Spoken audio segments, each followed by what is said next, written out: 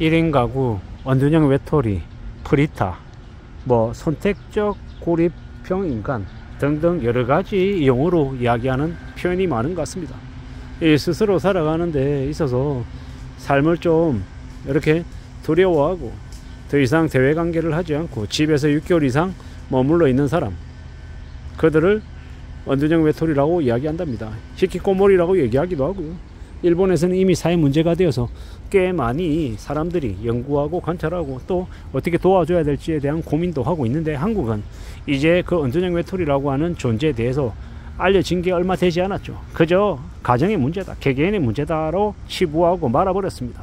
원둔형 외톨이로 지내는 사람들을 사회성이 부족하다, 노력이 부족하다, 이 정신력이 약하다, 멘탈이 약하다, 되게 개인의 문제로 많이 치부했던 것 같습니다. 근데 사람의 수가 점점 늘어나는 지금에 와서는 그 개인의 문제일 수도 있지만 우리 사회의 문제도 아닐까라는 생각들을 이제 점점 하는 것 같습니다.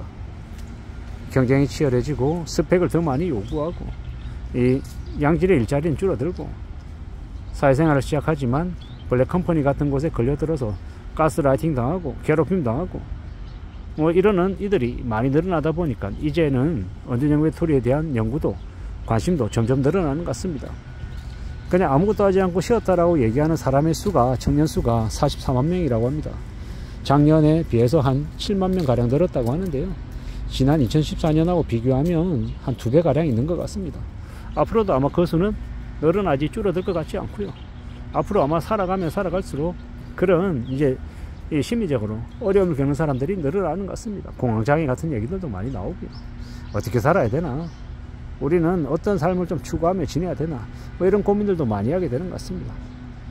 저는 어떤 생각을 좀 하냐면 활발하게 몸을 움직여야, 그래야 사람의 정신이 똑같이 잘 작동한다라고 생각하는 주의입니다.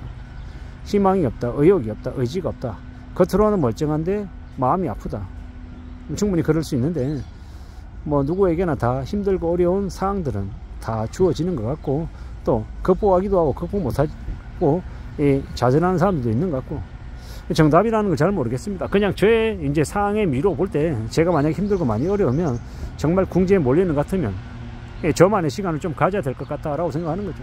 도서관으로 가서 책을 미친 듯이 읽으면서, 아니면 영화나 드라마를 보면서, 아니면 운동하면서 이제 어떤 식으로든 내 자신의 마음을 좀 누그러뜨려야겠죠. 아마 생각해 보건대 혼자만의 시간을 좀 확보하는 게 더욱더 필요한 것 같습니다. 그래야 그런 시간들을 좀 가져야 힘들고 어려운 상황들을 좀 극복할 수 있을 것 같습니다. 창피하지만 저의 얘기를 좀 하면, 저도 지금 이제 제가 처한 상황들이 그다지 녹록하거나 평온하지 못합니다. 되게 어려운 상황에 놓여 있죠. 근데 그럼에도 불구하고 이렇게 지내는 이유는, 지낼 수 있는 건 몇 가지가 있는 것 같습니다. 첫 번째는 이 유튜브 영상을 찍어서 올리는 이 활동들이 저에게 나름의 루틴이기 때문에, 일상이기 때문에 이러한 얘기를 하다 보니 또 제 자신하고 대화를 나누면서 조금씩 저를 좀 이렇게 누그러뜨리기도 하고 제 자신을 좀 위로하기도 하는 게 있는 것 하나. 두 번째는 최근에 책을 내고 강의 시장으로 좀 이렇게 진입해 보려고 하는 나름의 방향을 가지고 있기 때문에 그걸로 또 제 개인적인 이 바쁨이 있는 것 같습니다. 세 번째는요, 이전보다 지금보다 앞으로의 삶이 제 자신에게 좀 더 나아져야 된다라는 그런 막연한 그런 목표의식 같은 게 있는 것 같습니다. 그래서 쉽게 무너지고 싶지 않은 거죠. 이미 제가 남들보다 못한 처지에 놓여 있고, 남들보다 잘나지도 못했고, 못났고, 멍청하고 어리석기 때문에 지금은 아니어도 나중에는 좀 삶이 평온해졌으면 좋겠고, 살아가는 삶도 지금보다 나중에 좀 나아졌으면 좋겠다라는 생각에 좀 스스로에게 기회를 좀 더 주고 싶은 거죠. 남이 아니라 내가 내 자신에게 기회를 말입니다. 그런 생각으로 살고 있다 보니 지금 그래도 이렇게 버티는 건 아닌가라는 생각을 해봅니다. 저도 막연하게 2024년 연말 전까지 제가 처해 있는 회사의 상황이 좀 괜찮았으면 좋겠다, 아니면 2025년 1분기든 2분기든 좀 그럴싸하게 좀 상황이 좀 개선이 되고 나는 나대로 좀 안심하고 회사 일도 하고 나의 개인적인 이 역량도 좀 개발하는 데 집중했으면 좋겠다라고 생각합니다. 하지만 그건 제 바람인 거고, 저에게 닥칠 현실이 그걸 허락하지 않을 수 있다는 것도 잘 압니다. 그래서 어떻게 살아야 되나, 어떻게 생각해야 되나라고 스스로에게 질문하고 또 스스로 답을 또 찾아야 되는 과정인 거고요.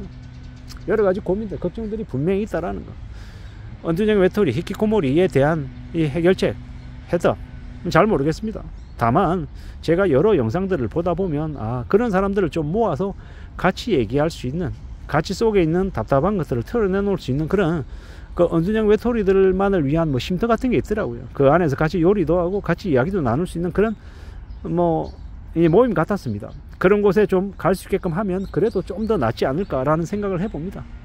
언둔형 외톨이, 히키코모리 이런 얘기를 제가 들으면 저도 이미 이제 아이를 키우고 있는 부모 입장이고, 제 친구들 중에서도 제 친구의 이제 자식들 중에 언둔형 외톨이로 집에만 틀어박혀 있는 사람도 있고, 그런 걸 얘기 들으면 이게 참 남일 같지도 않고 참 해결하기가 쉽지 않은 부분들 같다라는 생각들도 더 많이 합니다.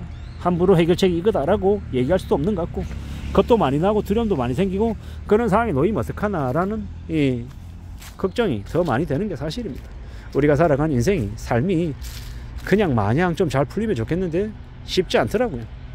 쉽게 해결되지 않더라는 겁니다. 그래서 더 고민스럽기도 하고요.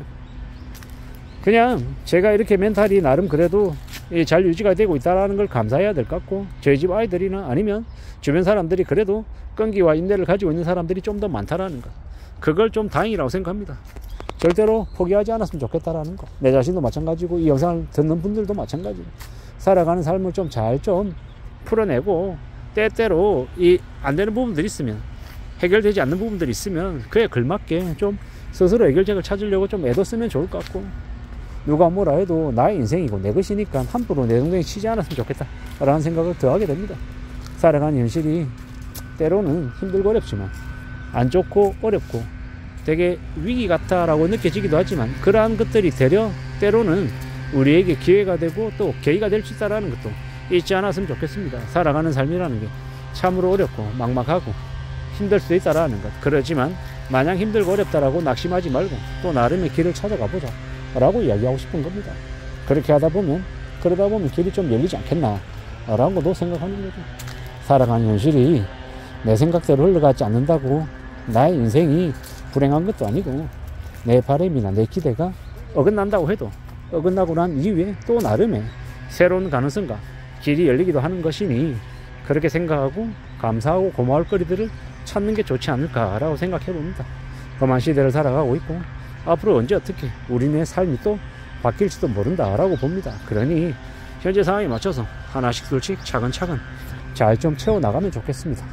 누가 뭐라 하든 간에 지금 우리가 맞이하고 있는 현실 상황들은 좋은 일과 나쁜 일들이 공존하는 것 같습니다. 그러니 그런 것들을 좀 잘 좀 해결하고 잘 좀 소화하고 이해해서 우리의 삶을 잘 좀 챙겨나가면 좋을 것 같습니다. 그러면 좋겠다라고 생각합니다. 이상입니다.